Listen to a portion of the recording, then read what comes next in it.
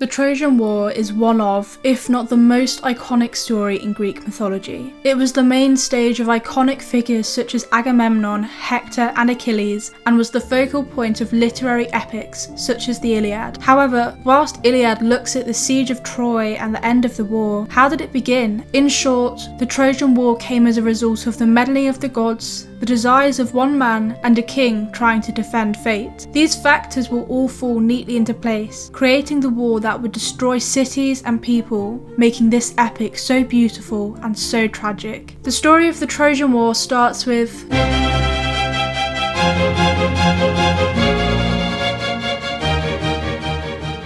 Priam was the king of Troy. He was tall for the age, big, good, ruddy-coloured, light-eyed, long-nosed, eyebrows meeting, keen-eyed, grey, restrained. Priam was married to Hecuba. She was the daughter of King Dymas and was dark, good eyes, full-grown, long-nosed, beautiful, generous, talkative, calm. Together they had many children, with many of them also being key figures in the mythology, most notably the Trojan hero Hector, who was brutally slaughtered by Achilles, and Cassandra, a cursed priestess of Apollo who would also meet an untimely end. However, the child of theirs who is the focus of today's story is Paris. Whilst Hecuba was still pregnant with Paris, she had a dream. In this, she saw her child as a flaming torch. Confused and concerned, Hecuba went to a seer in hopes that he would be able to decipher what this dream meant. The seer, Eris, explained that the dream was a vision of the future in which her unborn child would cause the fall of Troy. Hecuba went away, unsure of what to make of this horrifying discovery. Soon after, Paris was born. On a day that should have been filled with joy, was instead rife with fear. The seer Eris came to the king and queen once again, saying that the only way to break the prophecy would be to kill Paris, sparing Troy of its downfall. If not, then the worst would certainly happen. Priam and Hecuba looked at their son, who had only been born that same day. They saw the innocence in his eyes and looked back at each other. Neither of them had it in themselves to murder their son, whether or not it was a sacrifice for their great city. Unable to complete the task themselves, they gave Paris to Priam's chief herdsman, a man called Agelaus, ordering him to kill the child. Agelaus also could not bring himself to murder the child with his bare hands, but instead had a different idea. He took the prince up Mount Ida and left him on the mountainside, hoping that the baby would soon succumb to the harsh weather. It was soon after Agelaus had left Paris that a bear came across the newborn. For the next 9 days, Paris survived off the milk from that bear, only just being able to survive after his abandonment. Agelaus returned to the spot 9 days later, hoping to find the baby dead. However, Paris was still alive. King Priam demanded proof that the deed had been done. Still unable to kill the baby, the herdsman decided to instead raise Paris as his own, in secret. Agelaus took to King Priam a severed dog's tongue, which served as sufficient evidence to him that his city would not be doomed. As he grew up, Paris's royal status could be shown not by his profession as a herdsman, but by his looks. He was fair, tall and brave. His eyes were very beautiful, his hair soft and blonde, his mouth charming and his voice pleasant. He was swift and eager to take command. He earned himself the name Paris Alexander after stopping a group of cattle thieves on his own, bravely chasing them down and bringing back all of his animals. He also had a lover, Oenone, a nymph from Mount Ida where Paris had been left as a newborn. Oenone was a powerful and intelligent woman in her own right, being trained in the art of prophecy by Rhea and medicine by Apollo the sun god. Oenone had captured the heart of Paris when he saw her as he was shepherding cattle on Mount Ida. The couple married and had a son, Corythus. The couple could not be happier. Paris loved Oenone with all of his heart, but Oenone saw the truth. With her God-given talents for seeing the future, Oenone saw that whilst Paris's deep felt love for her was indeed true, he would one day leave her and her son. Paris was offended by this prophecy, knowing that there was no one he could love more than Oenone. There was no one's meddling that could ever ruin Paris's love for her, apart from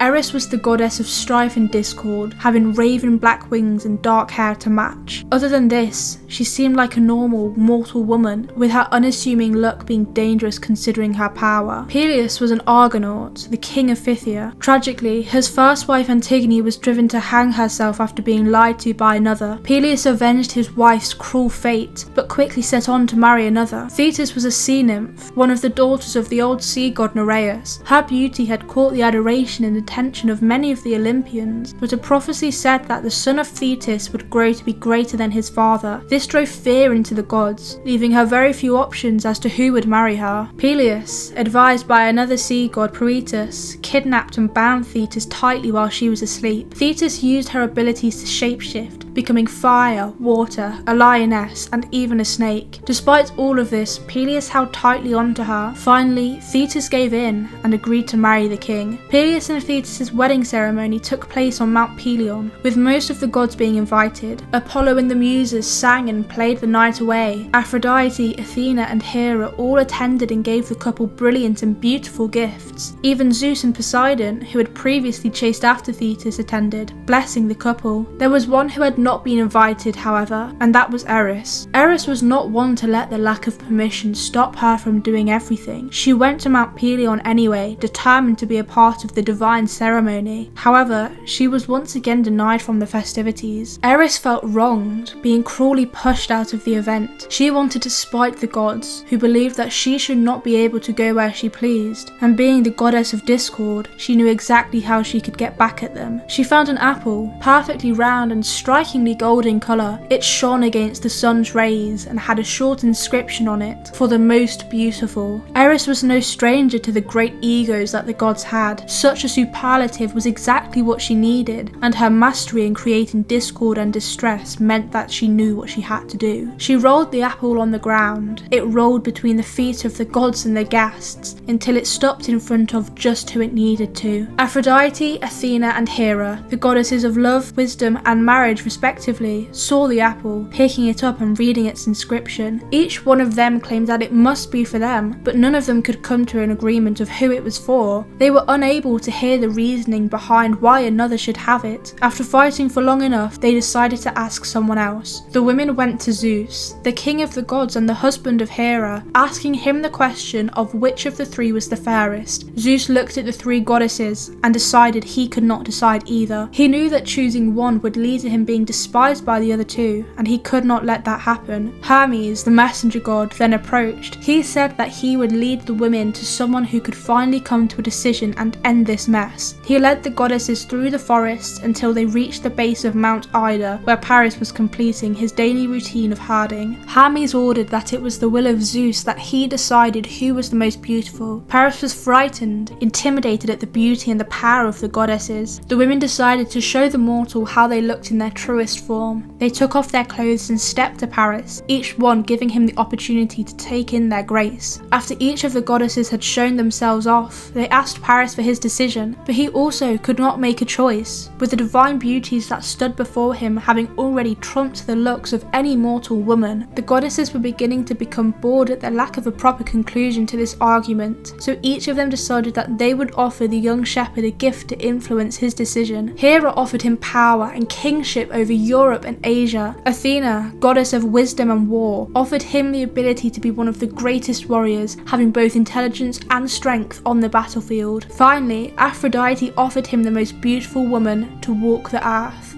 After a short deliberation, with the consideration of each offering, he came to a conclusion. He decreed that the rightful owner of the apple was Aphrodite, the fairest of them all. In return, the delighted Aphrodite kept to her side of the deal. She told Paris where he could find his prize. She told him to go to Sparta, where he would find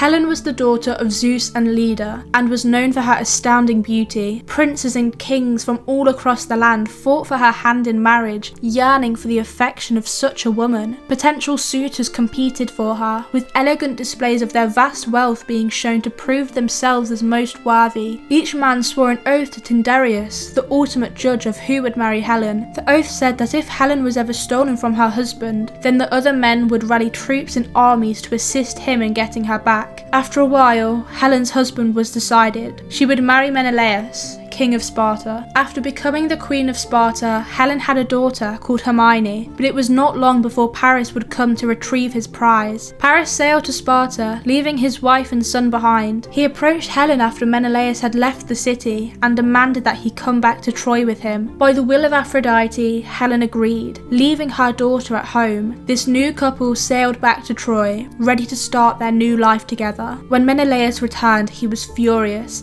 He searched the palace and city for his wife, but she was nowhere to be found. By this time, she was long gone. It wasn't long before Menelaus invoked the oath of Tyndareus, calling for the kings of the Greek lands to come to his aid. Together, they would form a great army and bring his wife back. The next years would be ones filled with bloodshed. Paris would reveal himself to his parents, demanding that he be recognized as a prince of Troy. With him, he would bring to Troy the wrath of the Greek army, destroying cities and bloodlines. Eventually, as Priam and Hecuba had been told those many years ago, Paris's actions would lead to the fall of Troy, a chilling reminder that no one can escape fate.